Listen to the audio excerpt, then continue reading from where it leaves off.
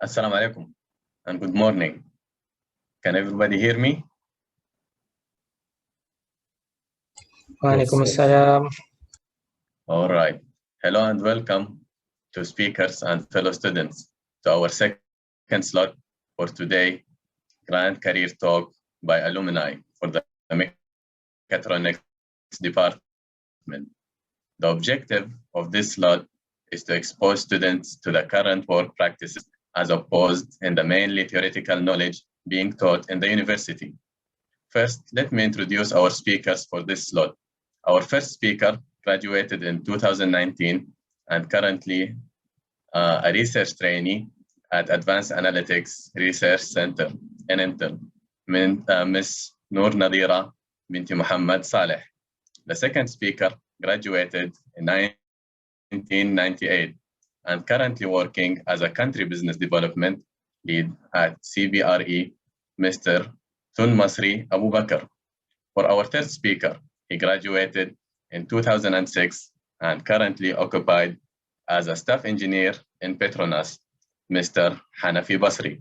Last but not least, our last speaker has graduated at 2004 and he is currently a managing director at Prostrain Technologies, Mr. Tawfiq B. Yunahar. Without any further ado, I would like to invite our speakers to deliver their talk for today. Please welcome them. Okay, hi, can you hear me? Can everyone hear me? Yes, we can. Okay, so since I'm the first speaker, also there's not many participants, so I hope you guys can be like kind of interactive so we can like have some questions and answers along the way as well. So I will share my slides first. Okay, can you see my slides? Can everyone see my slides? Yes, we do. Okay, so first of all, Assalamualaikum and a very good morning to everyone. So I just graduated in 2019, so I hope you can find like something to learn from my sharing. So first of all, my background, my name is Nadira, so you can call me Nadira, whatever you like. So I graduated in Bachelor in Engineering in Mechatronics in February 2019. And then right after I graduated, I pursued my master in data science in April 2019, which is like a few months after I graduated. It's kind of I cannot say I already thought through about it. It's kind of like last minute decision, but I'm glad I did it. And also I started working in Intel in my final semester when I was doing writing my thesis. So I already started working in Intel as a graduate trainee. So if you calculate, it has only been 1 year, a very short span, a very short experience from my side, but still I hope you learned something. And then I'm also a researcher at Advanced Analytics Research Center under IOTG Intel Group. So research, I also do other projects involved within my department and also other departments. We collaborate with other departments to come up with some, nowadays you call AI solutions.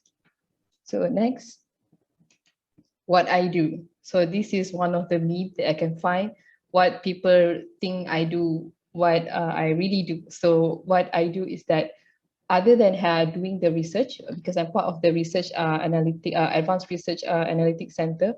So the center is actually a collaboration with the government. So in the research team, all of us are fresh graduates.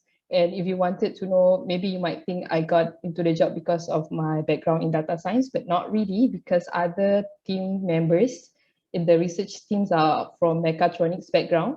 So when I joined I do my master in data science, I thought I will be more on data analytics, because when I was doing my master, I got questions like, why you are doing data science? Because you are in mechatronics. But apparently being in mechatronics background gave me the advantage to be a part of like Intel, where they are providing solutions using machine learning, deep learning, and also machine vision to provide solutions within Intel and also outside of Intel. So the projects that I have been involved so far required my mechatronics background as well, where we have to create a robot that can deliver parcel. This is a project with a government. So in my team, there are a lot of people. One of them will build the robot. One of them will do the programming, and then one of them will do like UI for the team, for the robots and so on. So as for me, I have to create a chat box where I have to train a certain data set and then annotate my own data set. Annotate as in I need to let the machine knows this is the answers when you have these questions. So this is part of the things that I need to do. Also, I have to like provide solutions if for our customers. So when I say customer, I means internal and also external customer. Internal means sometimes I need to collaborate with other department, for example, finance department, if they wanted us to like automate their process, and also from manufacturing department if they wanted to do like early predictions of like bad units. So whenever I told people that I work at Intel, they will ask whether I have to like work in the factory or like take care of the machines and then do like semiconductor thingy. It's not necessarily true. I do have to work with semiconductors, but not in terms of building those semiconductors, but in terms of creating solutions for the manufacturing, where you can also call nowadays smart manufacturing. So as the name of my team, IoT means we provide IoT solutions. We also have smart city projects and things like that. So if you wonder what kind of jobs you might be getting into as mechatronics graduate, so I hope you can get that kind of view. Because I believe many companies are also doing things like this, not just Intel, Microsoft. I explored other companies as well.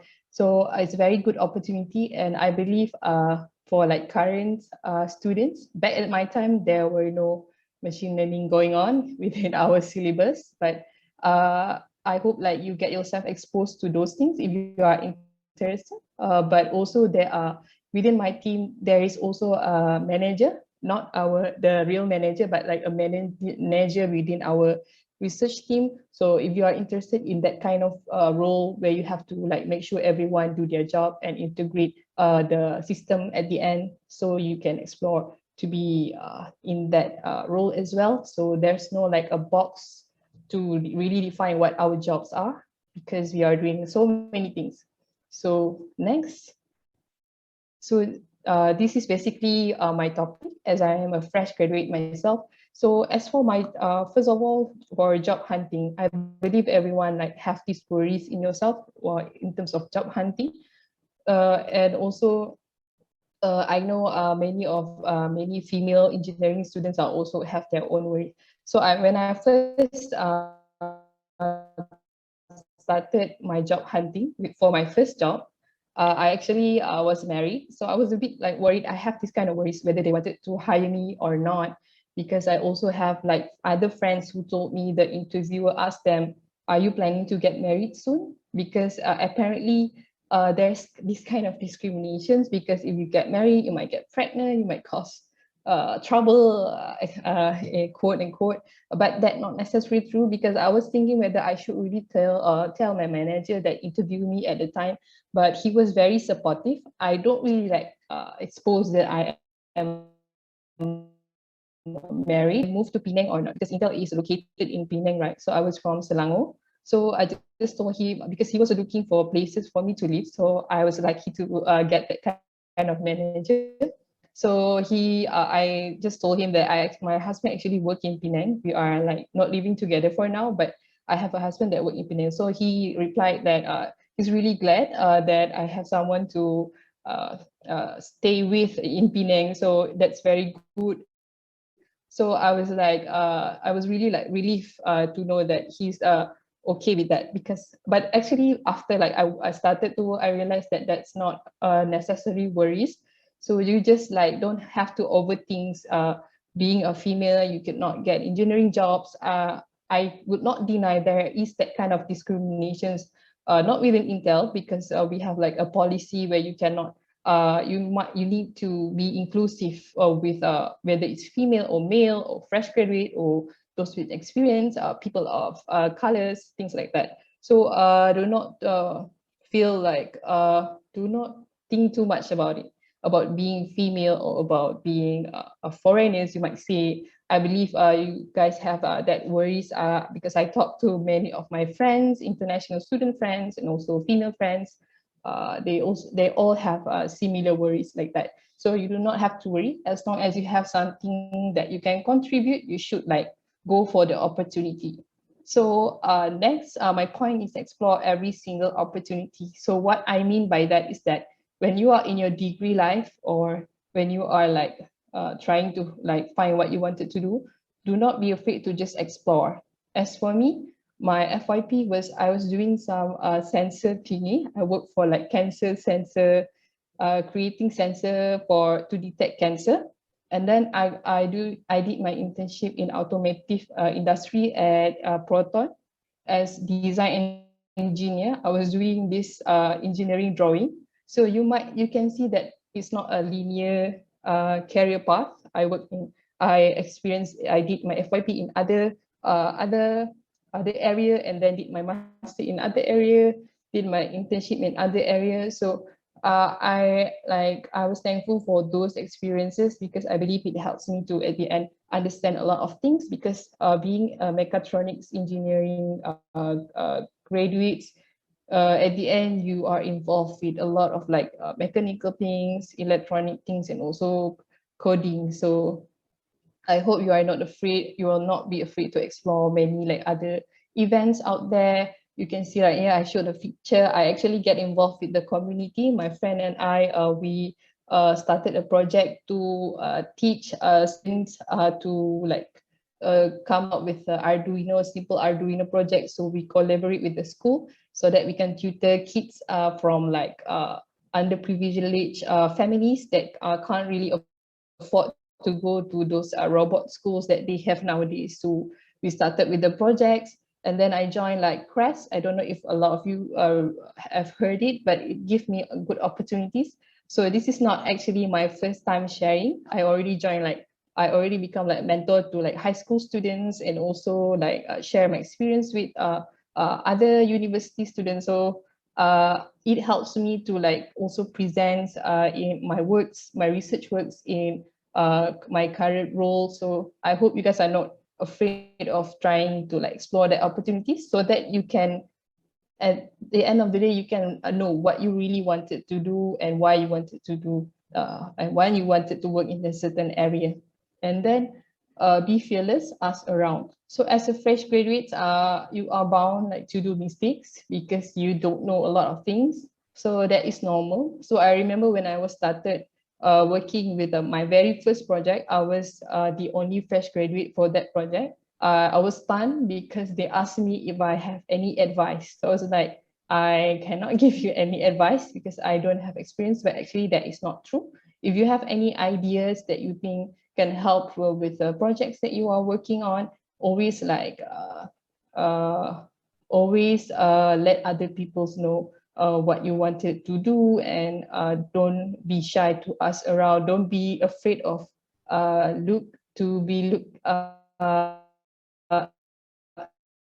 because I have a friend who told me that she is afraid to ask a lot of questions. She's afraid to sound stupid. So that's not necessary. If you don't know how to do it, you have to ask. And if you get criticized for not knowing things, you just need to be like, not take it too hard. Just know that you will need to go through all this like criticism because you are new. So it helps you to grow. So do not be afraid.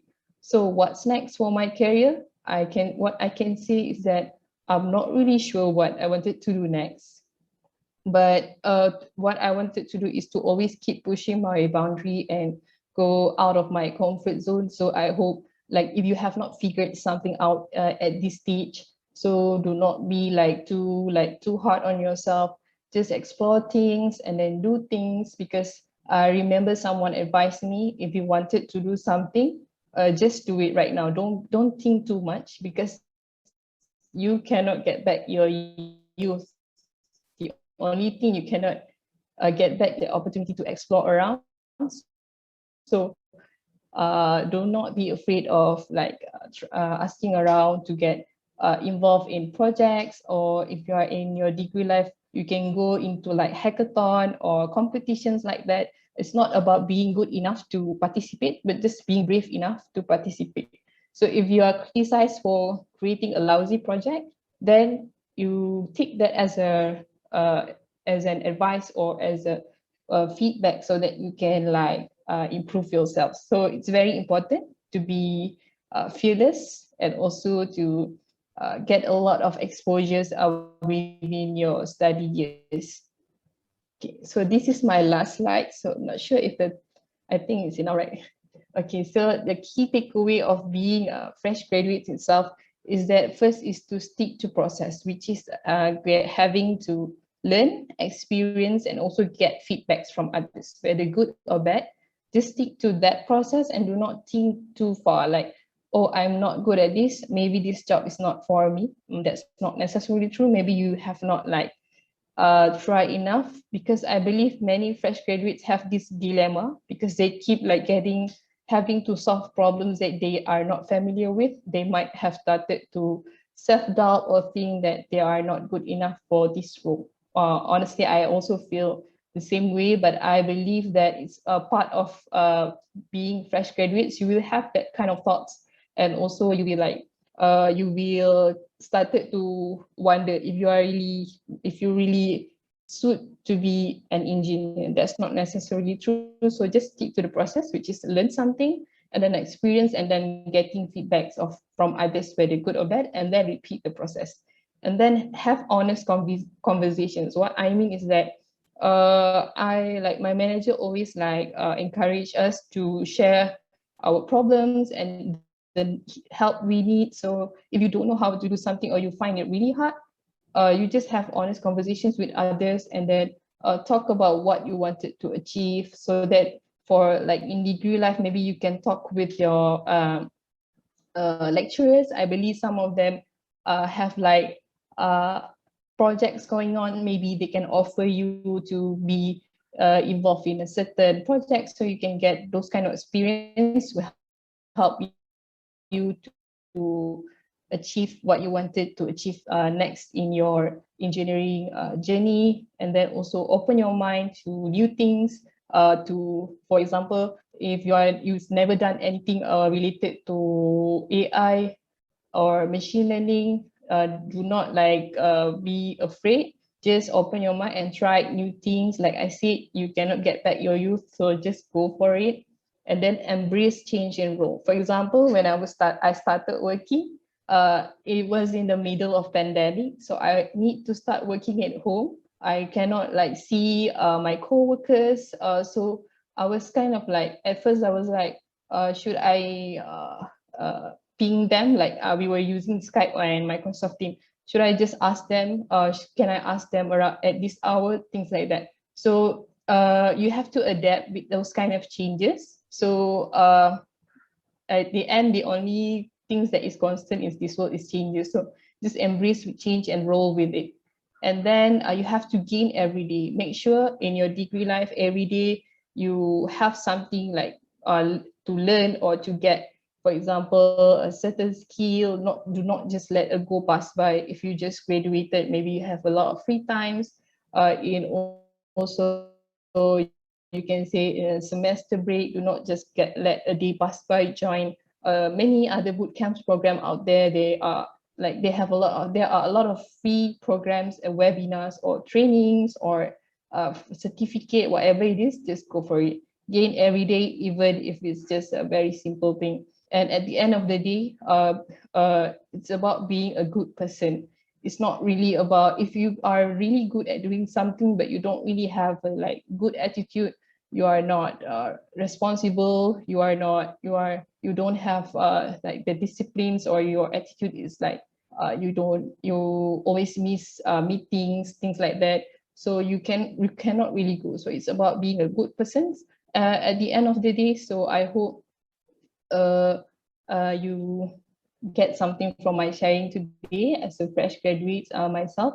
And I think that's all from me. I don't know, host, if we have Q&A, should we continue now, or later after other speakers?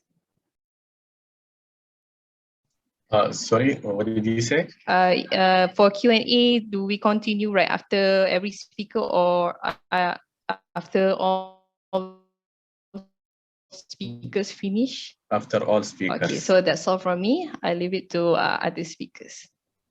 Okay, thank you very much, Ms. Nur Nadira. For our second speaker, please welcome Mr. Tun Masri Abu Bakr.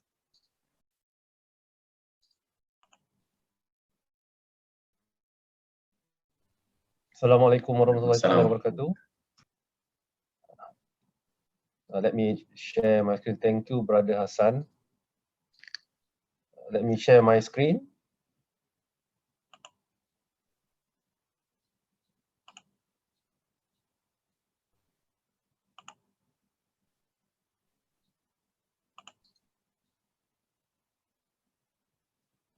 Can you see my screen now? Yes. Yes. I hope everyone is well. Thanks to alumni again for inviting me, giving me this opportunity to speak. So my name is Tun Masri Abu Bakr. I'm the pioneer batch of Kuliah of Engineering, back in 1998. There's only about 3 courses. That was Mechatronics, Manufacturing, and Computer Engineering, So that was back in 1998. But of course now things are getting more exciting. You have so many other courses, So congratulations to IA for having that growth and expansion in their Kuliah of Engineering, especially. So a little bit about myself. Yeah, so I'm currently leading the business development for one of the MNC company, CBRE. So I graduated in 1998, but I was jobless for 2 years, for everyone information. So it wasn't an easy ride for me, 2 years out of job, and 1998 was not really a good year to graduate actually. Despite I was with Tenaga Nasional Berhad, I was their scholars, but they couldn't provide me with any job at that time. Business was really, really bad, But somehow, Allah's willing, I landed my first career with Sime Darby in year 2000.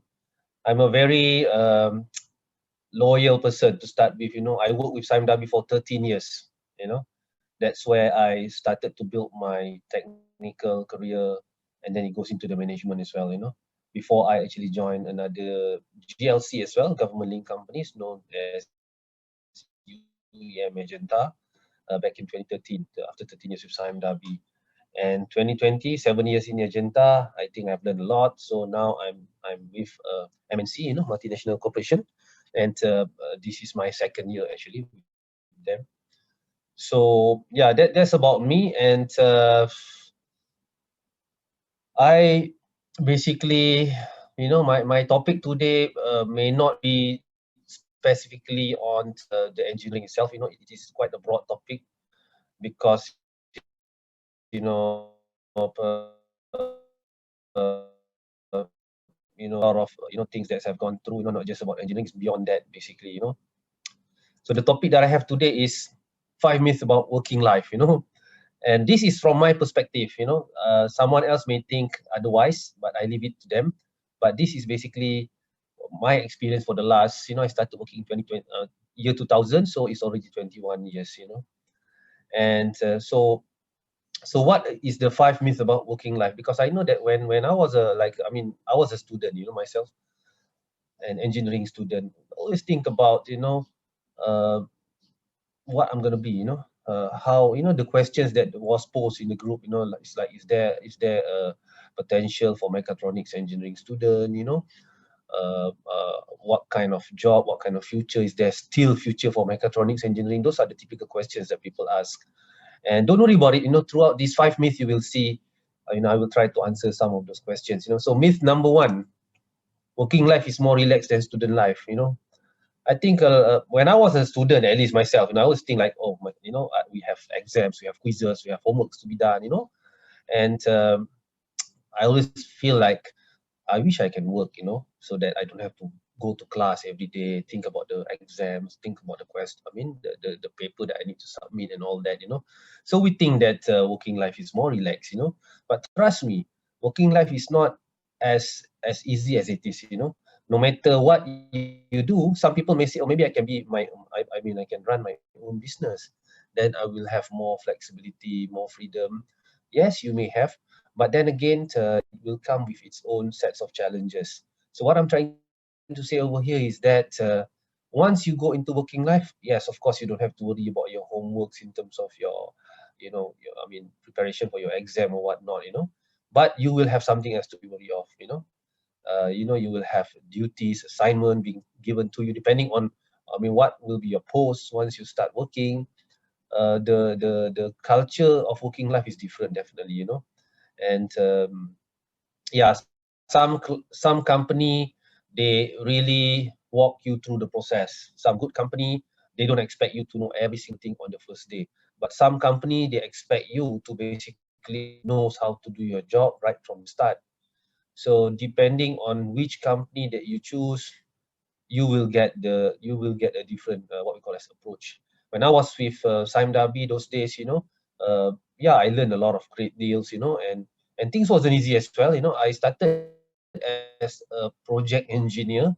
We had this principal from Canada, from Australia as well, and we were selling, you know, traffic control and surveillance system to some of the highway concessionaire in Malaysia.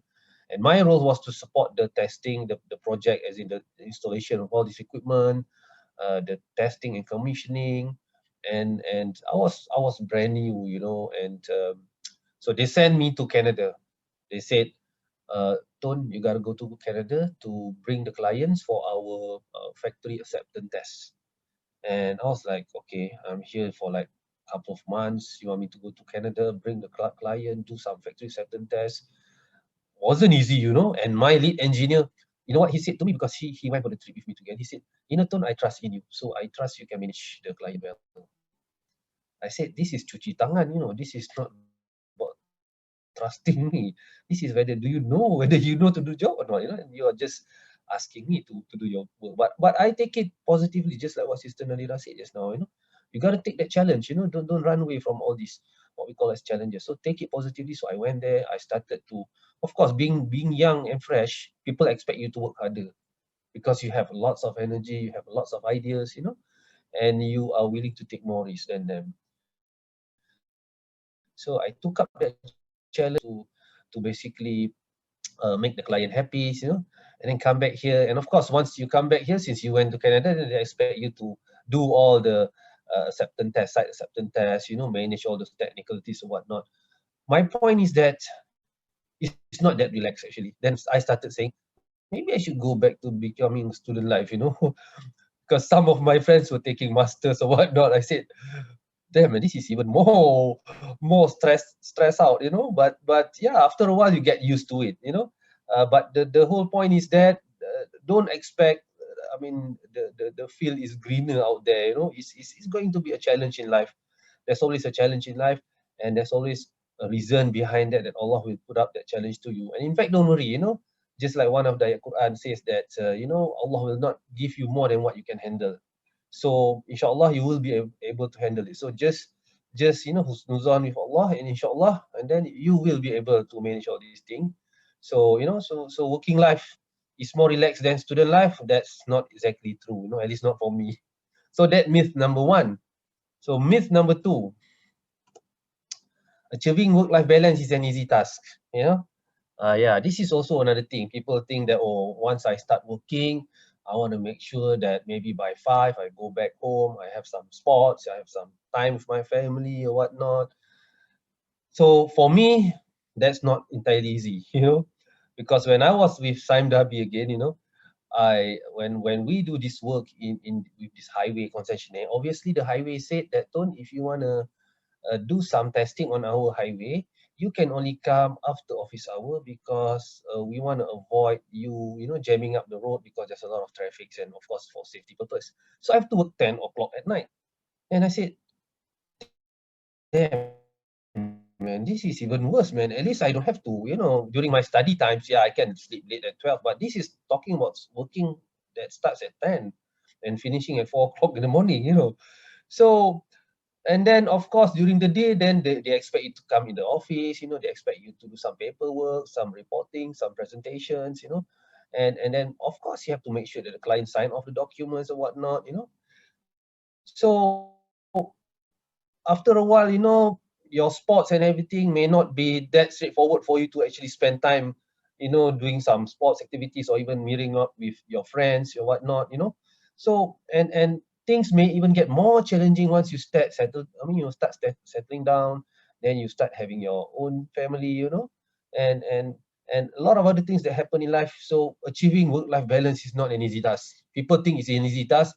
Maybe you think you have got money, you know, once you start working, you have money, so you can actually, you know, spend some time here and there. But actually, the moment you are passionate about your job, then the right words is actually uh, work-life integration. No more work-life balance. How do you integrate your work into your life? Or how do you integrate your life into your work, depending on how you like it? But integration is the keywords over here, you know. So you got to be able to have partners who actually understand, just like what Sister Nadira said just now, you know, your partners must understand your work, but you don't overdo it, that, you know, because sometimes we say, you need to understand my career. Yes, but you must also understand family is everything. For me, family is everything. Work is secondary, family is primary. So make sure that it doesn't become the other way around lah. You know, if it becomes the other way around, then it is going to be even more challenging, because the moment you lose your work and if your family is secondary, they're not going to be there for you anymore, you know.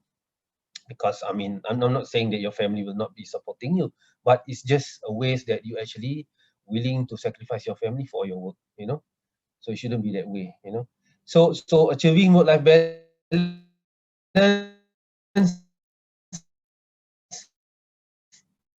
is merely not an easy task. The equation, some people may say 50, 40, 60, 30, 70 is all about yourself. You have to understand it, and then you will have to adjust it properly according to your likings. Number 3, engineering will be my only focus. Being an engineer, I understand, you know, I mean, we always think about, okay, how am I going to apply my knowledge? You know, which part of my chapter will be used, for instance, you know. And based on my experience running a technical role for almost 13 years with Simdabi, I would say that only 20% of my engineering knowledge are being used. Okay, the specific technical knowledge up to 20% of critical thinking skill. And being an engineering graduate, that is one of the best features that we have. We are very structured in whatever we do. We have a very, you know, structured thought process, and not everyone can have that. If you look at those who are non-technical students, they are very artistry, you know, they will shoot everywhere. But engineers, they are very structured. But there are also problem with being too structured. Sometimes you want everything to be so ideal, and in business you cannot be ideal all the way. Sometimes you need to consider people feelings, you know, people factors, business factors. So when you design something, you cannot design something which they call as an over-engineered design, because that may not be a competitive way to sell in the market. So you got to think about all those other elements. In other words, you know, you gotta sort of like build up your skills beyond engineering, your social skills, the support system around you, your commercial skills, you know, your PR skills. You need to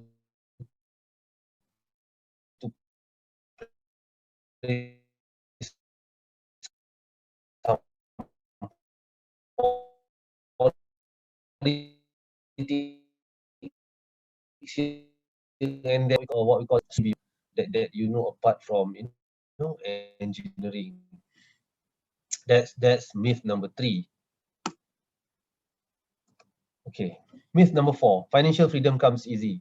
Why I say this is because, of course, during students, you know, all we get is maybe some 200 ringgit, 300 ringgit worth of allowance per month, you know. During my time, it's even worse. You know, those who get 200 ringgit a month is considered as lavish. You know, you can eat whatever you want to eat because you have practically about 200 ringgit a month. You know, and or even 300 ringgit a month, 10 ringgit a day. But nowadays, I don't think so. That is the amount of money that will bring you anywhere. You know, but of course, when you start working, maybe nowadays the fresh graduate salary is 3,000. Then you suddenly feel, wow, I have a lot of money. You know, I only used to have 300. Now I have 3,000 a month. I can do a lot of things. But actually, that's not easy, because once you start having 3,000, then your desire to spend also comes with it. You know, and especially peer pressure. You will see a lot of people, I mean, that start competing. You know, and we can see nowadays that everybody is busy trying to find side income, you know, on how to beef up their salary, how to beef up their take home salary, or even do a lot of partner, I mean, you know, side business, you know. But what I'm trying to say is that financial management is very, very important once you start working. So you have to have a 5 years plan, 10 years plan, where you want to be. I keep on telling new graduates that when you start working, don't look at where you want to be in the next 2 years. Look at where you want to be in the next 10 years, and then plan your financial accordingly. You know, so you do that back, what we call as a backtrack. You know, you set your 10-year target, and then from there you go back and see what you need to do in order to reach that 10-year target. Because a lot of, I mean, even if you look at all these non-performing loans, all these bankruptcy lists, a lot of them comes from the fresh graduates. You know, they have like credit cards, 3,000 ringgit, 5,000 ringgit, 10,000 ringgit. I mean, they don't owe that much. But being young, you know, being fresh graduates, of course, when you owe,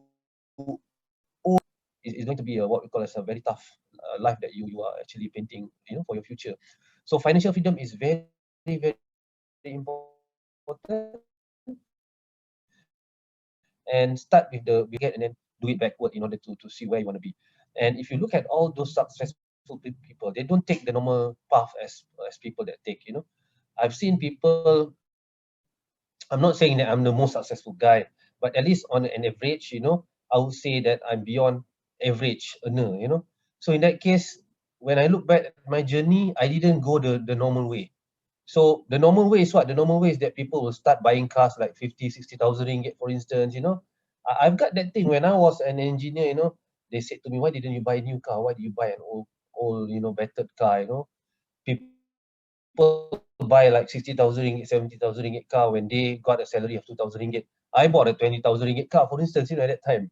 So, but I always say it's not where I want to be in the next 2 or 3 years. It's about 10-year journey. And that journey is very, very important, because if you overcommitted your financial for the first 10 years, you will be stuck in there for the next 10 years, you know. So your first 20 years is going to be a very, you know, hell break loose. So you better be careful in your financial management, in other words, you know. So set the target, 10 years, see what you want to do, and then spend your, what we call as your money accordingly.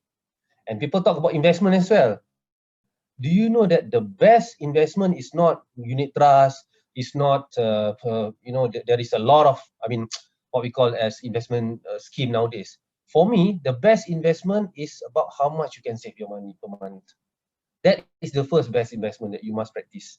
So if you can save up to 30% or 40% of salary, that is the best practices before you actually venture into all these other schemes. And trust me, it's easy said than doing. It's not that straightforward, you know. Try it out once you start working and see how much you can save, you know. Then only you will know what I'm talking about. So that is financial freedom comes easy, myth number 4. And my final myth, you know, work hard and you will see success, you know. Well, if you think work hard will give you success, then that's wrong. You know, of course, the old classic saying, work smart, not work hard. You know, I don't want to go along that line. But for me, nowadays, you need to basically understand your scenario. You need to understand your environment. When you start working in a company, you need to understand what is the culture over there. Who are the people that you need to work with? You know, sometimes being an engineer, we are very factual. We will say like, no, this is the only way. But I mean, while doing that, we are actually hurting someone else's feelings sometimes, or maybe even your boss, for instance. You know that your boss doesn't like certain things, but you keep on pushing that idea to him because for you, this is the factual way, this is the right way. So because you think you are right. So that's not the way. Actually, you got to know the soft factors. So you need to learn about your boss. You need to understand. Now these people are different. You need to learn what are their hobbies, what are their likes, what are their dislikes. Who are the people that actually can influence them in terms of making decision. So this is how actually you want to climb the corporate ladder. You want to climb your career advancement. It's not about you just you're working hard. There are people I've seen who work so hard in the office. They stay back until 10 o'clock, but after 10 years they are still there. They didn't climb the ladder. But there are people who go back easy, but they choose the right moment to socialize with the boss and at the same time perform well. Then you can see where they are after 10 years. So you have to understand it's not just about work hard, it's about understanding the entire support system. Who are the people, what are the company direction, what is constitute of success in the company. Some companies, they will say success is when you secure new sales. Some companies, success is when your client sign the document. Some company, success is when whatever. So you got to understand, when you go into that company, you ask them, what is defined as success in this company? And number two, what is defined as success in my career? So you got to understand this thing. So it's not just about work hard, it's about understanding the real definition of success once you start working. And of course, you have to ask yourself as well, what is defined as success in my life? Some people may say, oh, I want to become rich. That is their success. Some people may define something else. So depending on what is your definition, you got to align that definition with your career as well. Only that you will be able to, to achieve the right success once you start working. So that is my 5 myths about working life, So yeah, I pass back to Brother Hassan. So if anyone wants to reach me, that's my LinkedIn. You can always, reach me through that platform. Thank you, Brother Hassan. Thank you, everyone, for listening. I hope. Thank you very much, Mr. Welcome. Assalamualaikum. Yeah, thank you very much. We had so far we had 2 great speeches. Now going to our third speaker. Please welcome Mr. Hanafi. Hassan, before that, Brother Hassan, sorry. Yeah. I may not be able to stay towards the end, because I have some other engagement. So, because you said just now that the Q&A will be, leave until towards the end of the session, So I'm just telling you that, so if they have any question, they can always send through the chat box or whatnot, So far, we had no questions. Okay, no problem. But all right. Thank you very much. You're welcome. So moving on to our third speaker. Please welcome Mr.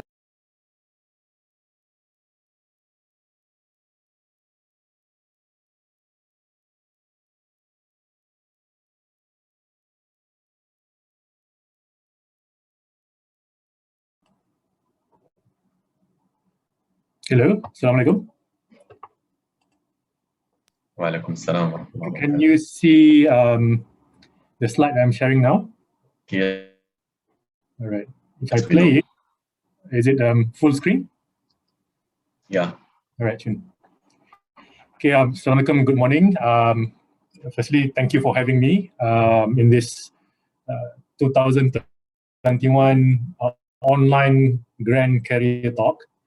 So my name is Hanafi Basri. I'm from Mechatronics year 2006. So quite some time lah. Not as long as Tun Masri, but also lama juga lah.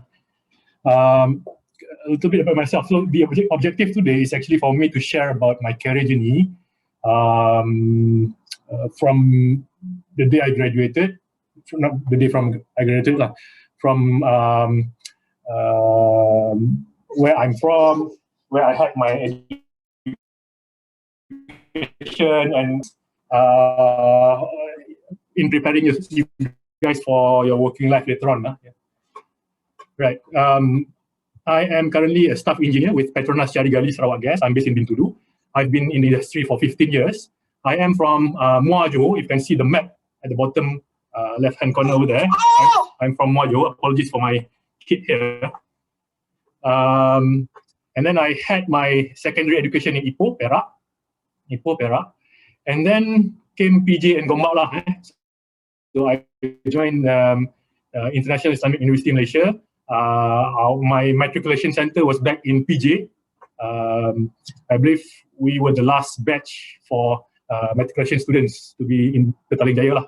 After that, it's scattered. Yeah. So after 1.5 years in PJ, I went to Gombak, to the main campus, and had my bachelor's degree in Mechatronics lah. Yeah. So some photos of us back then.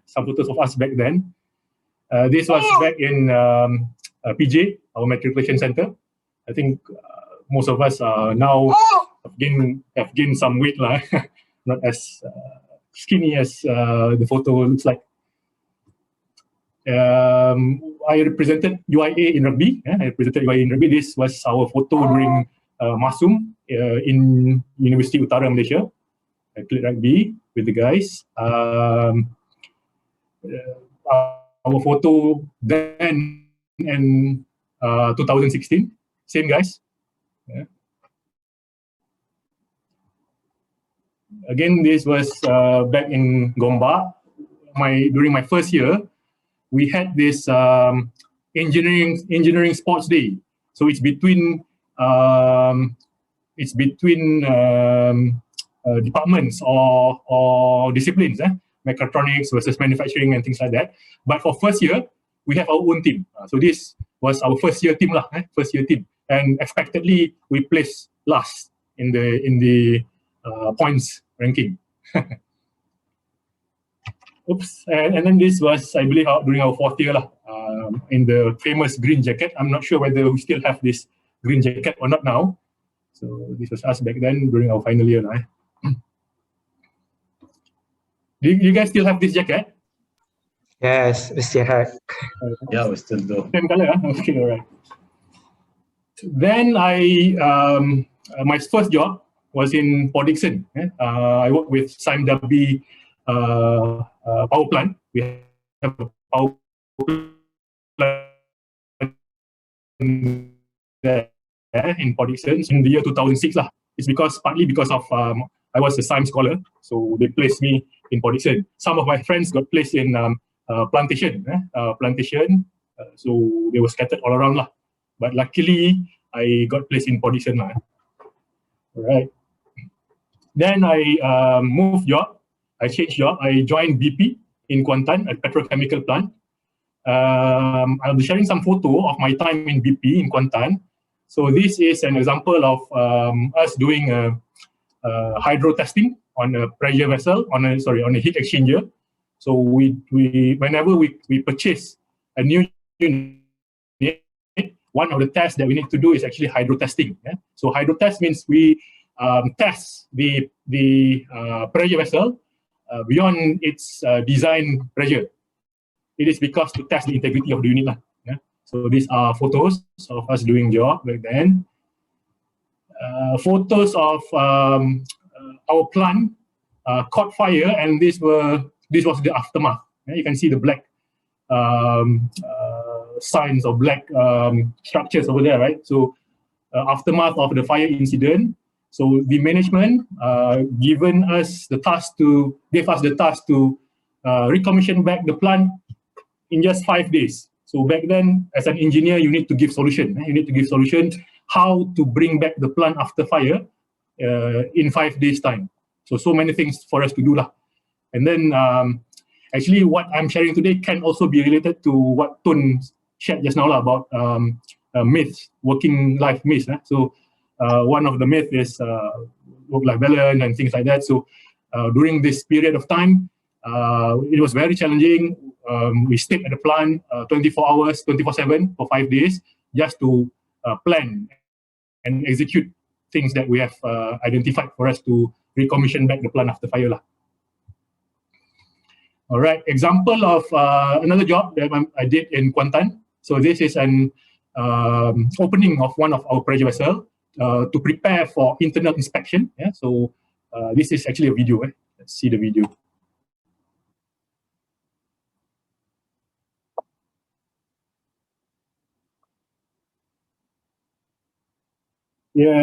this is actually hanging the top cover using a mobile crane. And then we need to move this equipment down from the structure for it to be repaired. And after removing to a shop, we need to, because of the repair that we have conducted, so we need to do post-well heat treatment. So post-well heat treatment. So as an engineer, we need to calculate, I calculated the temperature required, how many probes, how many temperature sensors and things like that for it to be post-well heat treated properly. Else, when we return this back into service, mishaps or defects might happen if we don't do it properly. So again, what I'm sharing here is life as an engineer, as an engineer in oil and gas or petrochemicals. Next, after Kuantan, I changed job again. I joined Petronas Syarigali in Kerteh, and then I moved to Bintulu back in 2018. So I joined Petronas Syarigali back in 2012. So until now, nearly 10 years already. So some photos about, or some info about oil and gas. So because during my time in UIA, for mechatronics student, usually we are more familiar with Intel. During my time back then, Pro2, Proton, so seldom oil and gas is being mentioned about the field of choice for us to work in. So I'll be sharing a bit about oil and gas. So we have three streams, upstream, midstream, and downstream. So for upstream, we have the production facilities, oil and gas exploration and production. So we have the offshore oil and gas platform. Some of places we also have onshore pump jacks. If you can see this in the Middle East, in the Arab countries, and also some in Brunei. So you can see onshore pump jacks. But in Malaysia, in Peninsula as well as Sabah and Sarawak, it's all offshore. It's all offshore, whether oil or gas. And then we have pipelines transferring the products, whether oil and gas, into our process and storage. And then it's being transported into our refineries. And after refining it, we transfer it into distribution to reach the retails, to reach the petrol stations, to reach the other parts of the world, not other parts of the value chain. For example, we also send the product of refineries into oil blending for us to produce lube oils. So many products came from refining. Besides refining, it also have this petrochemicals in the downstream part. Okay, all right. Photos of working in Petronas. So that's me. We're on the supply booth. At the back there, we have one of our offshore platform located in Peninsula. It was Dulang platform. And at beside the offshore platform, we have this workbench. Workbench. So I asked my non-Muslim friends, can you compare seasickness, mabuk laut, with mabuk drinking liquor? So they said it's different. Getting drunk by drinking liquor is much more fun as compared to mabuk laut. So that's me lying on the boat deck because of mabuk laut, seasickness. And then we also have involved, as an engineer, we may also be involved in incident investigation. So in the photo on the right-hand side, I was involved in several incident investigation. This one was a fire incident happened in one of our mobile offshore production unit, MOPU. So one fire happened in the engine room. So we went there and conducted investigation. So we need to wear this kind of personal protective equipment to protect ourselves against the hazardous environment inside the room. So without this, we will be seriously injured. Without this personal protective equipment, we will be seriously injured. So part of an engineer job is to conduct investigation, if needs be, for us to know what actually caused the incident to happen, because we want to prevent reoccurrence. Yeah. Right. If you have seen the movie Deepwater Horizon, that fire happened at a larger scale lah. So similarly, we have had fires happening in our facilities in Malaysia as well. Yeah. Some more photos of equipment that we are having in our offshore facilities and also onshore facilities. We have lifeboats, we have storage tanks, gas turbines. This is an example of us doing inspection on the storage tank components. Yeah? And this is again another equipment caught fire, a heat exchanger caught fire, then that we need to conduct investigation again. Yeah? And these are some photos of young engineers lah, on our tank. All right. Okay, we engineers in oil and gas will be having two sites, always two sites, because one is when we go to site, we need to wear all this personal protective equipment, wear our coveralls and things like that. But when we go to our office, we need to be smart. We need to be smart because we are dealing with people. So when we are dealing with people, we need to project a good image of ourselves. Else people will not see us, will not take us seriously. So the photo up on the upper part is us in KLCC, and the bottom part is us inside tank in one of our tank in Kerteh. So similar guy lah, but different outfit. All right, another photo of us doing job. Another example of us doing job is you can see these two cranes, right? So these two cranes is actually lifting this nitrogen tank. So we also involved in lifting, depending on our job. But for mechanical engineers in Petronas, so we need to be involved in lifting of equipment, ensuring safety of these activities and things like that lah. So I have a photo of how we conducted lifting on this for this nitrogen tank. We need to reposition the tank from horizontal position to vertical position. So for us to do this, we need to consider so many aspects lah. The forces acting on this nitrogen tank, how the connection of the cranes, how many cranes we need to use, the sizings of the cranes and things like that lah. Yeah, so let's see a video of this. So as an engineer, we need to be responsible. We are responsible in ensuring this activity is being done safely. We are not the one who drive the crane. We are not the one who actually install the rigging slings and things like that. But we are the one who is involved in the planning, in the procedure, and also the safety aspect of it. The one who will execute the work are one with relevant competency. Because for us to drive a crane, we need to have certain competency. Actually install the slings and everything lah. So they need to have different competencies than engineers lah. Right.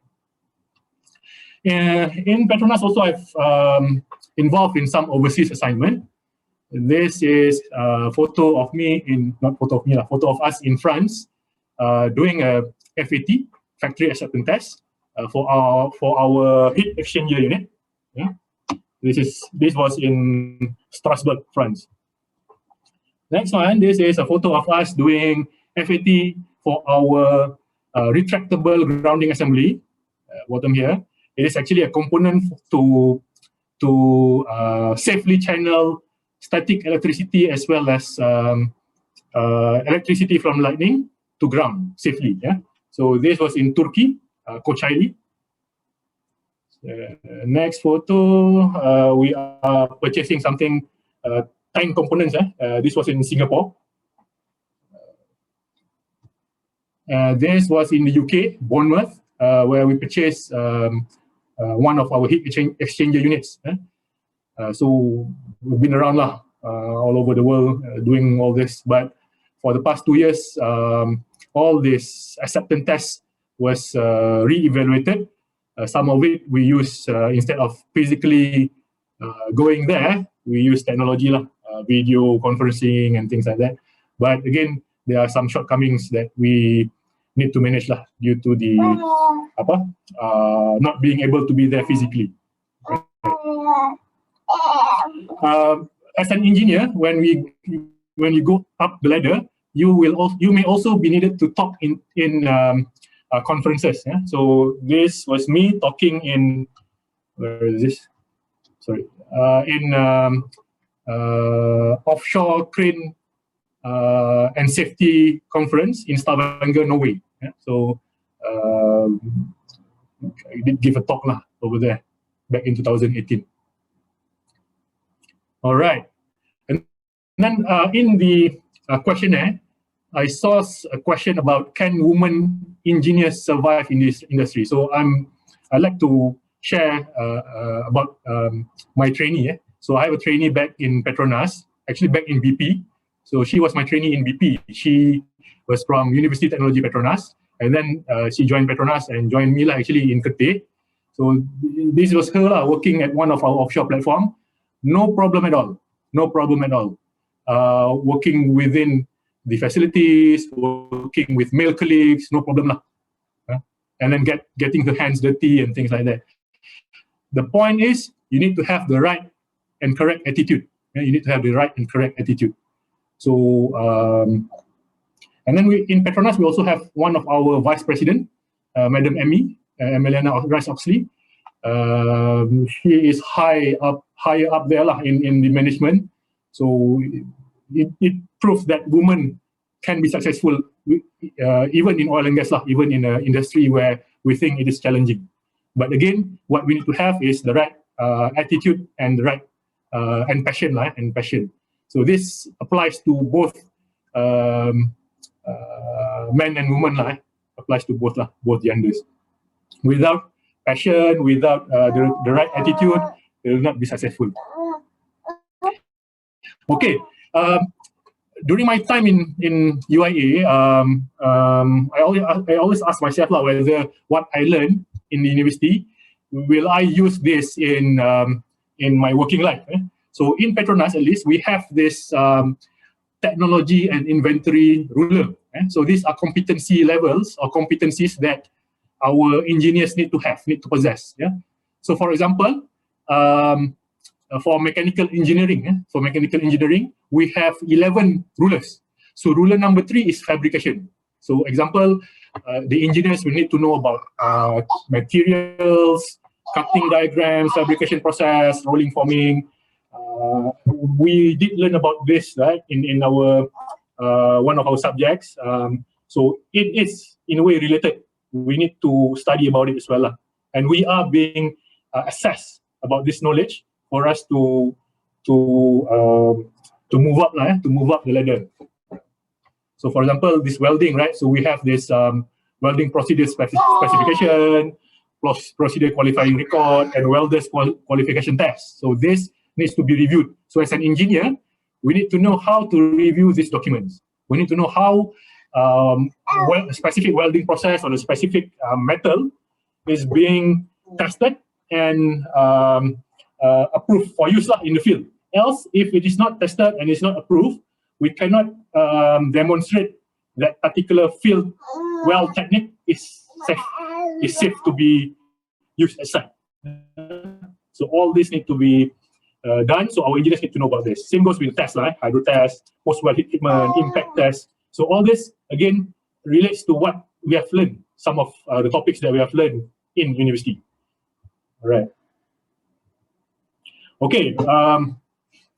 If I can time travel back 20 years, not to the year 2021, to the year 2001, to the year 2001, the day I joined UIA main campus, what will I say to my younger self? What will I say to my younger self? So first is, I'll tell myself to have balance between studies and co-curricular activities. Because back then, I was always playing. My balance is more towards co-curricular. I was always playing games, playing rugby, playing sports, football, and things like that. So I did not give proper weight to my studies. resulted in some, I've actually repeated some papers. I've actually repeated some papers, but alhamdulillah, it did not went below the minimum requirement of SIMW scholarship. Yeah, so still maintain the scholarship lah. But again, I did repeat some papers. Next, I will tell myself, my younger self, don't take subjects as burdens. Don't take subjects as burdens. Find its relevance to the real world. Because back then, during my younger days in the university, for example, the subject thermodynamics. What is this thermodynamics? Why do I need to study thermodynamics? What is this subject process control? Why do I need to study control? Very difficult, PID and things like that lah. So what you need to do as a student, you need to see what actually this subject will be applied. How will this subject will be applied in our real world? For example, thermodynamics. During my time in Port Dickson power plant, it is very related because our gas turbine is using one of the cycle, one of the thermodynamic cycle. So we need to be aware of it lah. Maybe not as deep as what we learn in university, but we need to be aware of it. Same goes to other subjects. For example, welding, workshop technology, right? So we have this subject in UIA. So the relevance of this is, again, what I've shared previously. One of our rulers in Petronas, we have this welding technology. So we need to know how welding is being done, the safety aspects and things like that.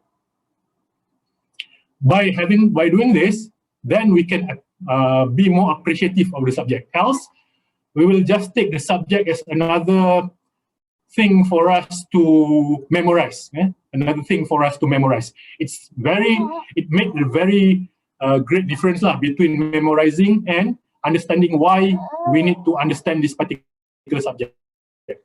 If memorizing, people with good memories may be able to excel lah, to succeed lah.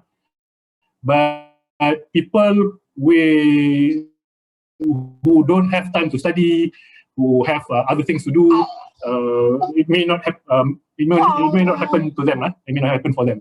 So again, by having understanding of the subject, its relevancy to the working world, then you know lah, and you can appreciate it better. Next is prepare myself for it, because when I was in UIA again, I'm under scholarship by SIMW. So SIMW is very, very broad lah. It has industries all over, plantation, property, energy. So I don't know which segment will the company place me, or even will they place me at all. So it's difficult for me to really set a target lah. But if you have the opportunity, you can actually set a target. Where will I go? If after hearing about oil and gas and you want to go to oil and gas after this, you need to set a target, meaning gas, you need to do more studies into oil and gas and things like that lah. Because by preparing yourself, you will be having more bullets during your interview. During your interview, you'll be having more bullets lah, as compared to not having any additional information at all. Why? This is important because I've been also involved in lots of interview sessions to hire fresh engineers, experienced engineers. So the entry point is always the degree lah, always the degree and the CGPA. But the thing that make you stand out from the other engineers are actually this kind of preparations lah. Whether you have done final year project in topics related to oil and gas and other things. So do have some things that stand out against your competitors. That's very important. Next, relook at certain matters that you think is poyo. Poyo, how to translate poyo? It's something that is not cool, not cool. Some of it might be beneficial for your future. Back then, again, because I was more into sports, right? So anything related to for example, this event lah, Grand Career Talk. Typically, our guys, our friends, our circle of friends will think this is poyo. Poyo means not cool lah. This one only students with high grades will go lah. People like us, sportsmen, we just stay at our room, play games and things like that lah, right? but you need to rethink again lah. Some of it may be true, it's spoil lah. For example, I always don't like campus election, right? So to me that's spoil. But for things like grand career talk that can benefit ourselves in the future, even though you think it's spoil, but please really look at it again. This kind of thing will help you because you are talking to people from the industry, people who have graduated from UIA, same as you, and have gone through things in life. So some of the points shared will be beneficial for your future. And then the last and final and most important thing is get to know that certain tall and garang lady from biotech, because my wife now is from biotech, same batch as me. So I need to tell my younger self, get to know that certain tall and garang lady, or else she'll be mad at me. Okay, that's about it. I'll pass it back to you, Brother Hassan. Thank you. All right, thank you very much for your speech. Last but not least, let's introduce you to our last speaker, Mr. Tawfiq B. Yunahar. Please welcome him.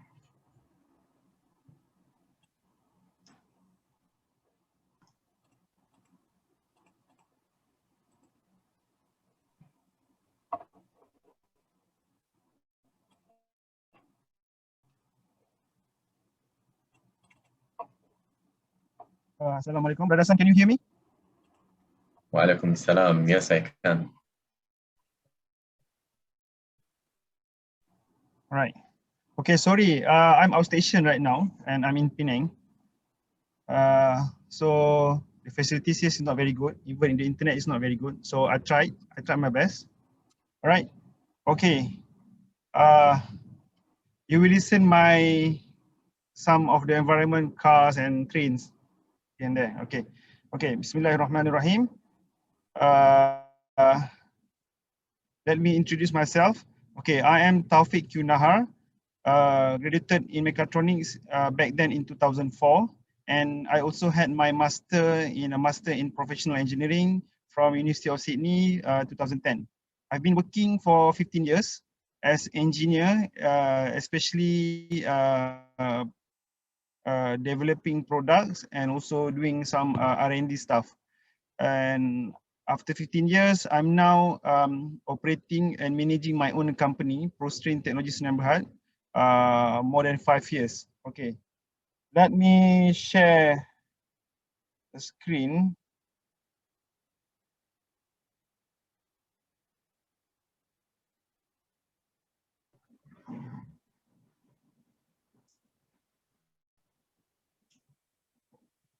Okay, I see my PowerPoint. Yes. All right. Okay, the topic is a little bit different. That's why I choose myself to be the last speaker.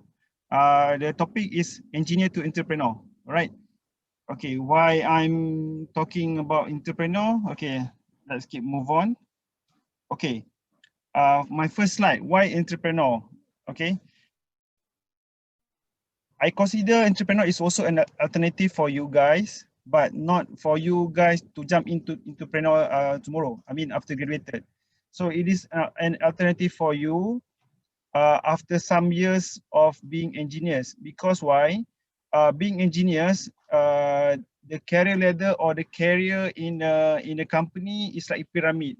A junior engineer normally occupy the bottom level of the pyramid, which means they are huge in number. But when you climb up into your career ladder, you become senior engineer, you become a manager, you become or maybe senior manager, the numbers are reducing, right? So when reducing, which means the opportunity is lesser for you. But of course, like me at 40 years old, I cannot occupy myself as junior engineer.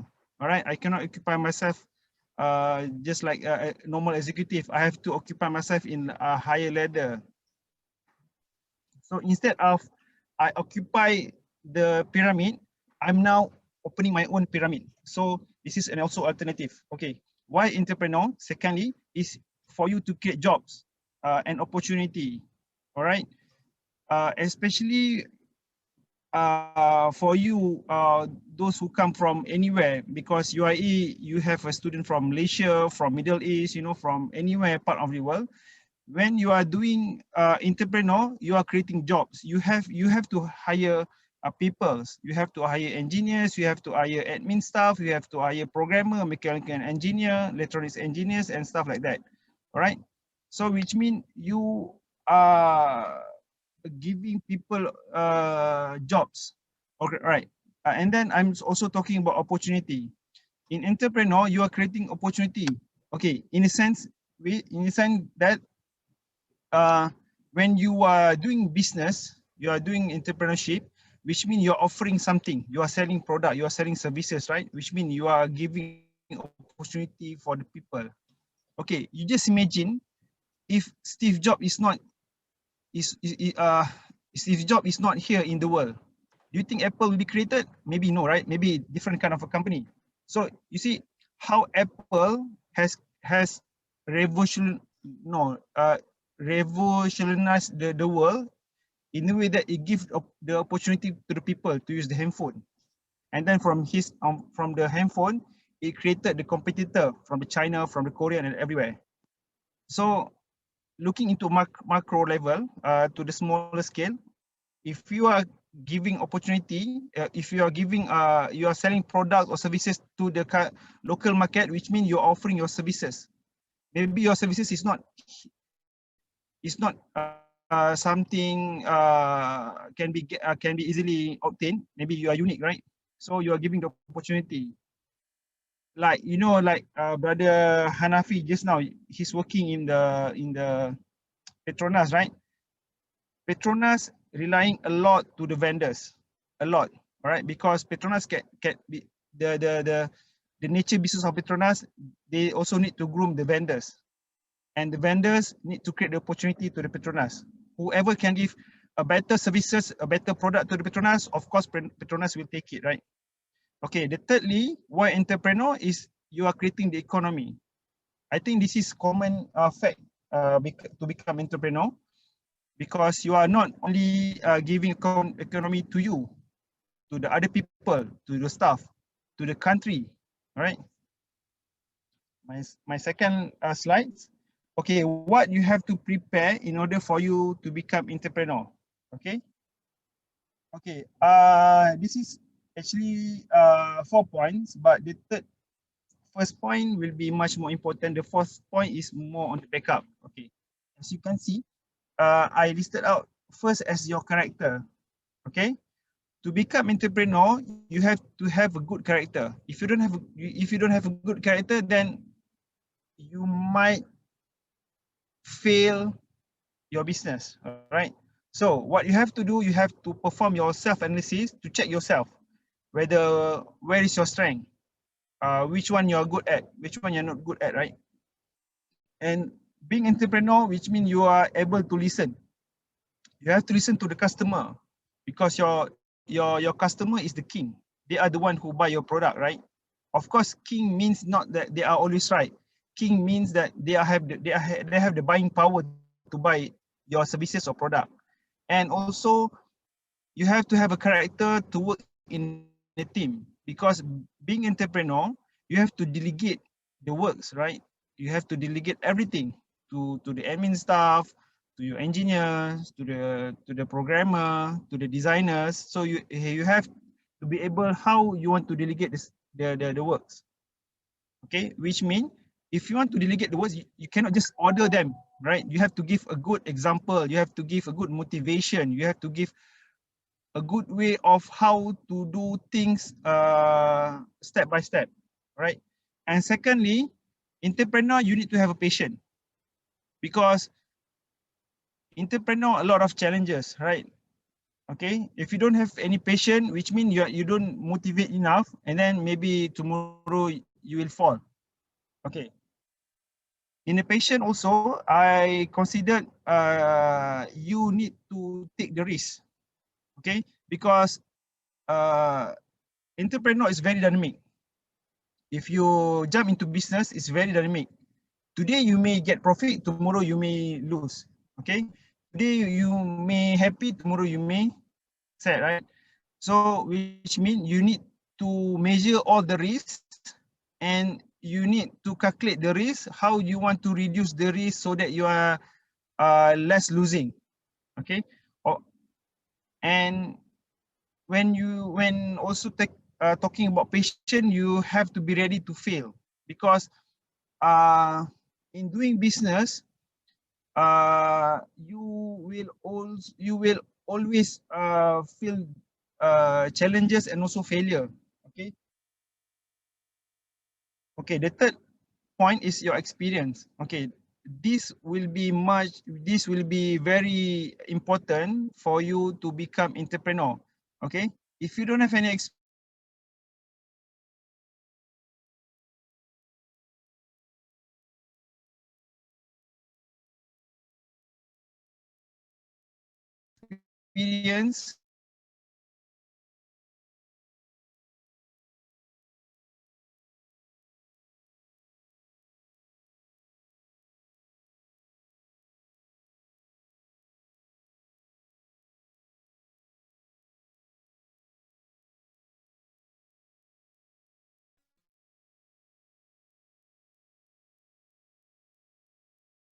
marketing, how to people, how to negotiate to the vendors, how to negotiate, you get a good price.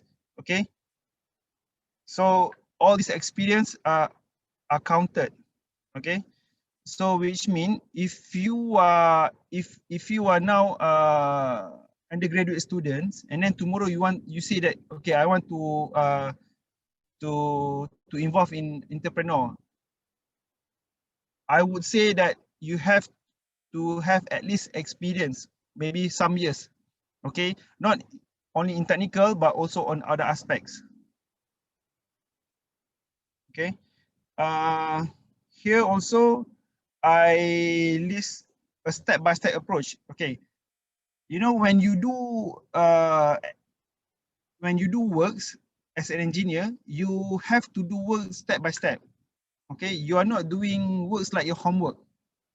Okay, which means like homework, your lecturer give you some work, you can just write everything, whatever you want in a paper, right? And then you submit. When you submit, you will be marked accordingly. Okay, but different in during working, right? When you do assignments, your assignment has to work, to function the first time, right? So which means to execute a task as an engineer, it has to be workable. You have to calculate any engineering calculation properly. Okay, so which means you will learn what is the step-by-step approach. Okay, and also as a preparation to become entrepreneur, especially for those who are married and have some kids, better I would recommend that you prepare some financial backup, okay, for yourself and your family. For business, you don't need to have a very big amount of finance, because you have a lot of financial institution, and sometimes you want to do business, you don't need a lot of money as a startup, because you can get some deposit and whatnot, right? Okay, now what are the entrepreneur are doing? What are the entrepreneur activities? Okay, mainly there are two kind of activities of being entrepreneur. Firstly is the product. You are selling product, you are making product. Okay, and also entrepreneur also deals with services. So you have to categorize whether you are in product or in services. Okay, like myself now, my company is I would say 90% is giving some services, engineering services in design, in system integration, and also automation. 10% is we are selling products. Okay, so these two. Okay, let me tell you a bit on the product, right? I think you know, product is a product. You sell a tangible thing like handphone, like cars, like everything. Okay. If you want to be entrepreneur, of course you have to say to know what product you want to sell, right? Let's say you are inventor. Okay. As an entrepreneur, firstly,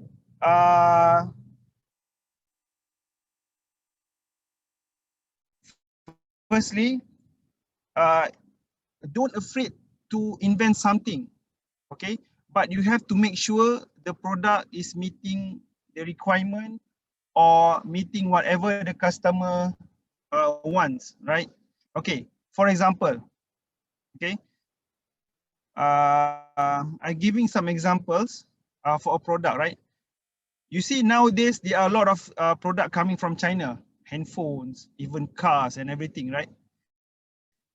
And back then, 15 years or 20 years back, we hardly to hear product from China. We normally a product from a Japanese brand, right? Like, you know, like Panasonic, Mitsubishi, the cars and everything, even the handphone, the laptop, right? Last time we have Fujitsu, okay? Product, okay. Now, what I'm trying to say is, if you compare product from China and Japan, China will make a product and then sell it quickly, even though the product is not very reliable. Okay, even though the success rate is not very good. A typical example, you know, now we have vaccine, right? COVID-19 vaccine. Okay, and I think you know there are some brands in the market. I think five to six brands, right? Sinovac from China. There is one from Russia. Pfizer from US, right? And AstraZeneca, Moderna, and Oxford, right? From Oxford, there are six. I think maybe more than that. Okay.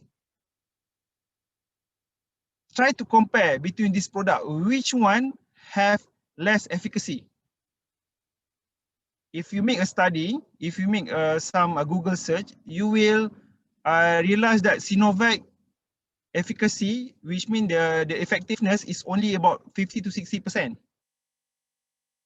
Whereas the Pfizer, okay, they after the third trial, they have more than 90% success rate, right? Okay, what does it mean? Which means, you see, China, even though the success rate is not very good, it's only 50 to 60%, okay, but they're able to sell it. They're able to make money, billions of money, right? Not hundreds of millions, billions of money, okay? So don't afraid to invent a product, but you have to make sure the product fulfill the function. Reliability, nowadays, people don't talk about a very good reliability, okay? Okay, come to the second question, does the product really function? Yes, I've mentioned some examples before. First thing, it has to be function and meeting the customer requirement and also customer whatever they want. Okay, does the product has to be reliable? It has to be reliable at the first time, but over the long run, yes, it depends. If you can see China, sometimes the product is not very, they invent a product, but the product does not last very long. Whereas if you realize sometimes product from Japan, normally they last very long, maybe at least 5 to 7 years, okay? Okay, in a product, we have also B2B and B2C. What does it mean? B2B means business to business product. B2C means business to consumer product. You are as a business, right? Okay, you want to sell like handphone. Handphone is a consumer product, so we call it B2C. Okay, like Hanafi, just now he mentioned he is buying some heat exchanger from the UK, some stuff from the Singapore, right? These products are called B2B, business to business product, because you are selling a product to support another business. Okay. How about services? Okay. Services, I think you know, there is no tangible product. It can be services to the consumer, services to the business, and which one much valuable? Of course, in services, sometimes services for the business is much more profitable compared to the consumer. Okay, coming to the next slide. Okay, this is one to give you some motivation of more successful entrepreneur in technology business. Okay, the list is from Forbes. Okay, the links as below. I listed out only 8% in the world who are very successful in doing technology business. All right. I think some names are very familiar to you. The first one is Jeff Bezos. Maybe you don't know the name, but you may know the company. It is the Amazon. Okay, the second one, I think is a typical example of a living wealthy person in the world. It's a Bill Gates, it's a Microsoft. Okay, Microsoft is a bit unique. Whenever you have a computer, whenever computer is born from a factory, you buy a license from Microsoft, even though Windows 10 or the Microsoft Office. Okay, so you can see how profitable is the company. The third one is Larry Ellison.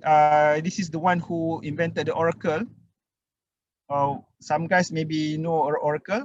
And the fourth one, I think everybody knows, is Mark Zuckerberg, Facebook. Okay, fifth one is also from Microsoft. 6, 7 are the one who invented the Google. They are a company called Alphabet back then. And also we have Jack Ma in China, Alibaba. Okay, if you see the trend of this entrepreneur, all these company are internet related based company. They may have a product, but it has to be software based or internet based company. I'm not saying that you have to go for internet or software based to become successful. Okay, but the trend is, if you want to become an entrepreneur in a product, you have to make sure your product nowadays has some elements of internet or software, right? Okay. Okay, now coming to the next slides, rewards of entrepreneur. Okay, rewards of entrepreneur is very much different from being engineer where you are employed. Okay, firstly, in terms of profit, okay, you have the freedom from the limits of standardized pay. Okay, because being engineer, even though you are getting your allowance, even though you are getting some money at the end of the month, but it has some ceiling. Okay, but become a businessman, there is no ceiling on your profit. It can go as high as, you know, as a sky. Okay, secondly, the rewards of entrepreneur is independence. Okay, independence means you have to decide what you want to do tomorrow. Okay, independence from superior, right? Of course, you're not independent from the customer. You have to depend on the customer. Okay, but become engineer, you have to make sure that you fulfill your superior needs, the company needs, right? And also the customer need. But a little bit different from being entrepreneur. You are setting the goals. You are setting the goals of the company. Okay. Sorry, sir. Can you please wrap it up? Because we have still a question and answer session. Okay, I think okay, I just read from the quotes. Okay. All right. This is Jack Ma from Alibaba. Okay, I'm giving you some of his quotes. When you are 30 to 30 years old, you should follow a good boss, which means you have to have a company to work with, right?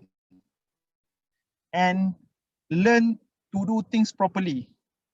And his second quote, when you're 30 to 40, if you want to do something yourself, just do it. You can't afford to lose, which means you are still working. Okay, which means it can be entrepreneur, but mainly this is if you are working, right? Okay, after that, when you are 40 to 50 years old, my suggestion is you should do things you are good at. Okay, the third one indicate that, hey, why don't you open up your business and where you are good at? Okay, a quote from Bill Gates, it says that success is a lousy teacher. It seduces smart people into thinking they can't lose. Okay, now I think most of the students who always get a success, 3-pointer, Dean's List and everything, they are always in success.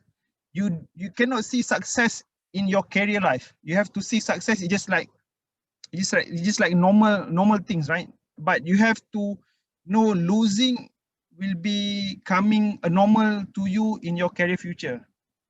Okay. My last slide, Islamic ethics as entrepreneur. Okay. I think you can read from my slides. Every business must be profitable, but do not aim for wealth, because rezeki is from Allah. Okay. And normally people who do business earn at least above average, and it's not, and the rezeki or the wealth is not meant only for you, but it's also for others. Okay. Secondly, you can just read. Thirdly, do not involved in any transaction that is considered haram. There are so many things that I think no need to describe here. And lastly, doing become a person, you have to know that absolute life is not here, but hereafter. So please be prepared. That's the end of my presentation. All right. Giving back to Brother Hassan. Thank you very much, Mr. Stan. Thanks to all our speakers for the great sharing session to all of us. Now we will have a quick question and answer session. If you have any questions, you can either open the mic to ask or write in the chat box.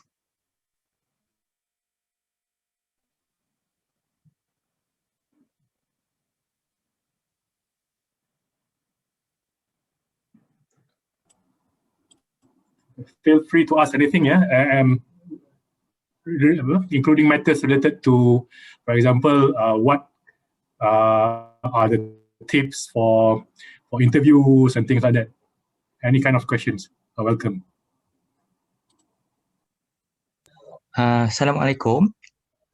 I have a question to Sister Nonadira. My question is, what is the best advice to mechatronics students who want to enter into the field of artificial intelligence, machine learning, and data science?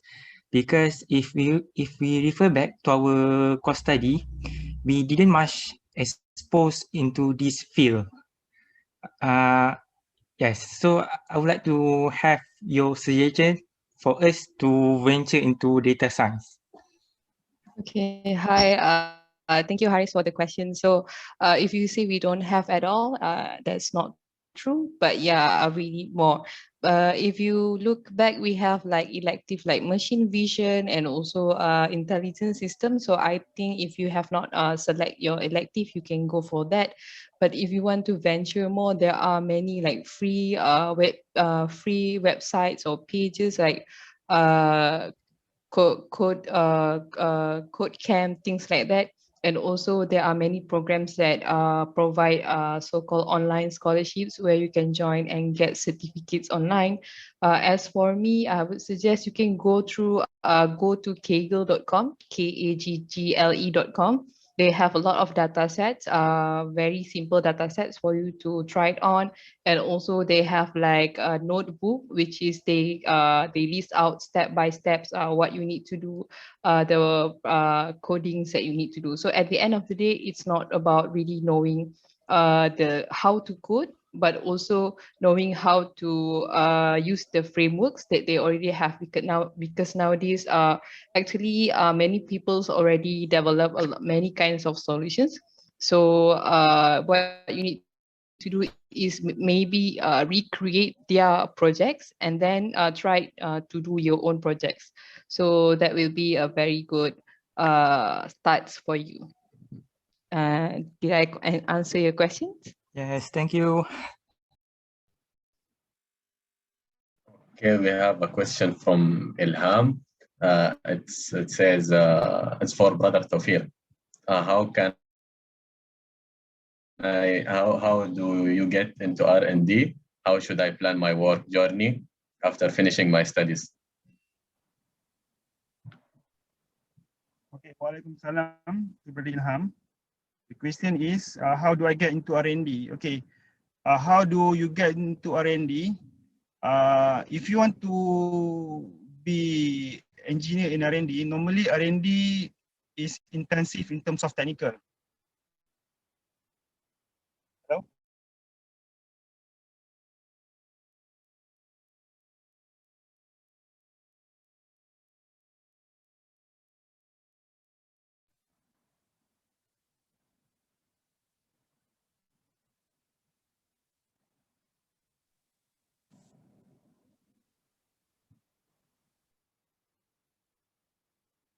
Brother Hassan, can you hear me? Yeah, we can now. Okay, sorry, the network is not very good. Okay, how I I'm think we becoming lost you R&D? for a second, yeah. Yeah, okay, Brother Ilham, if you want to get into R&D, firstly, of course, everything goes into your selection of a company. You need to make sure that your company you're joining in is having the vacancies in R&D. You have to be patient. Okay, sometimes R&D does not offer, there are not many offer in Malaysia, because Malaysia there's not much engineering company who do designs, programming and everything, right?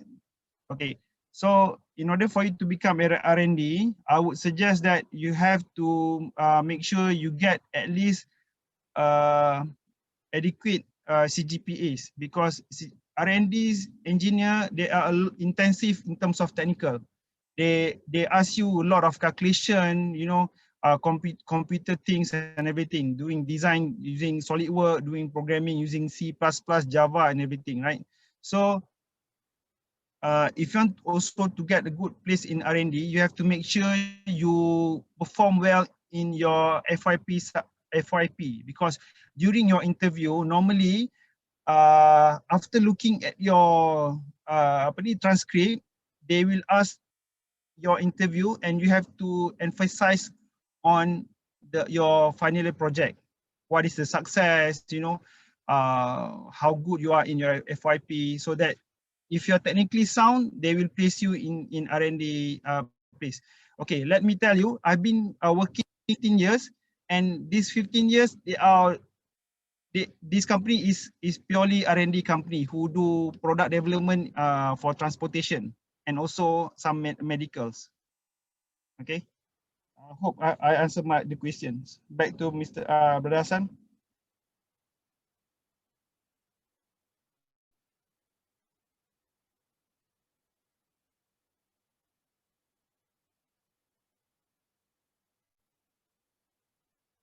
Brother Hassan, I think you are muted. Oh, sorry.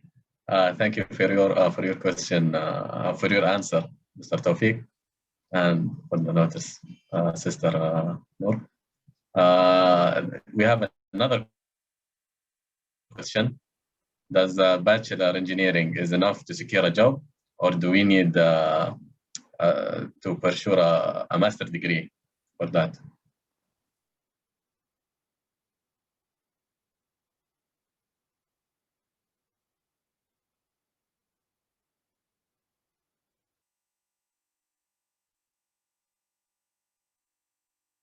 Okay, Brother Hassan, the question is aiming for a specific person or? No, it's general. Okay, I think I can answer the question because I have master as well on top of my degree. So if you ask me, no, master is not very necessary. In Malaysia, they don't, the master is not having a good weightage in your career, right? But experience, yes. You need to get a good experience. However, there are some industries that requires a master, like R&D.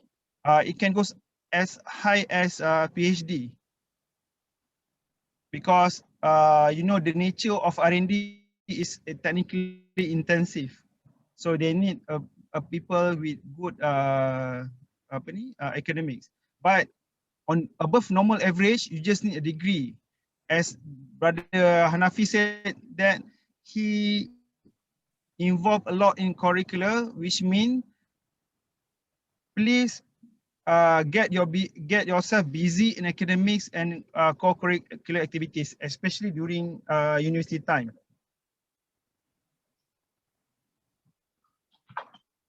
Yep, back to the Rasan, or maybe other person can elaborate more. Maybe Brother Hanafi, or you know. Yeah, I would like to add some points to what Mr. Taufik points just now. It depends on the fields that you are interested in. For example, if you want to go to field where it involves lots of site work, like the one that I shared, my area of work, right? So these areas typically will not require a master's. It will just require a degree. But for the entry level, again, we have this minimum requirement. Usually we have CGPAs and things like that. But what you need to show, what difference that you have, that you can stand out against your competitors. Difference in terms of extracurricular activities, playing sports, representing university, doing some robot works during what do you call it again? One program, robot thing in Mechatronics. Lupa sudah. Forgot the name already. So those kind of things will help you boost your points during your interviews. Some additional points. All right, thank you very much. And I would like to apologize for we're out of time to answer further questions. So a big appreciation to all our speakers for making time to join us this lovely morning to share their experience and stories. It does indeed enlighten us about our future career in the industry.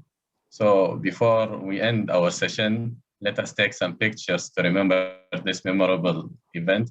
It would be great if everyone can turn on their camera and smile brightly.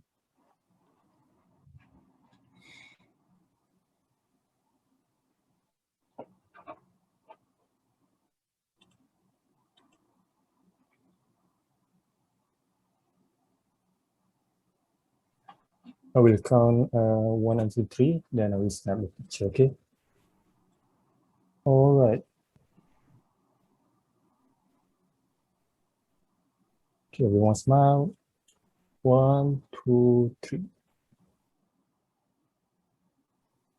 Okay, thank you. All right, thank you, everyone.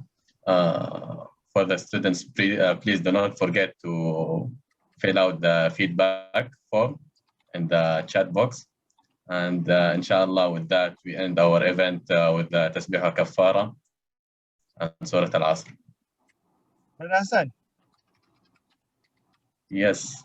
I think the last question is quite interesting, Hasan. If you can answer the one from one Arif, one Sabri, because I think the dilemma is quite normal to the mechatronics. Can we? Last question. We're out of time, but if you can answer it very quickly, it's okay. Okay, maybe it goes across the board, maybe me, Nadira, and Hanafi after that. Okay, I would say being a mechatronics student, you learn a lot, right? Electronics, electrical, computer, mechanical. So my recommendation is don't be into dilemma. You just learn and be good. At least you know everything. You know electronics, electrical, mechanical, and everything. Because why? When you know this thing in your mind, it helps you to boost your career. Because at the end, when you become a project manager, you are managing a very good large project, and at least you know everything. When you know everything, people cannot easily, make a false report and everything, because you know the technicality. Because I've seen this a lot. If the company, the project manager is very much on mechanical, you will see the electrical is not very good, and vice versa, right? So be good in everything. At least you know. Okay, that's from me. True enough, mechatronics is very wide. Some of my friends, they are in instrumentation. They are in the instrumentation field in oil and gas. So like myself, I'm in mechanical. So we can go into either this one of two fields of expertise lah, at least in oil and gas.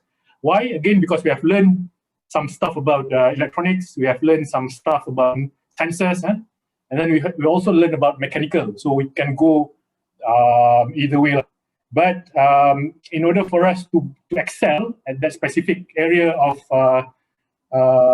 focus, what you need to do is, once you are there, you need to have passion, you need to have the good attitude. All right, thank you very much for answering the question.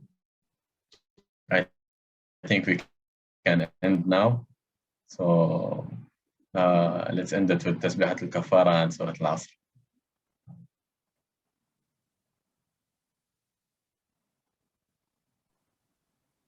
All right, thank you very much. Students, you may leave the meeting now. Thank you.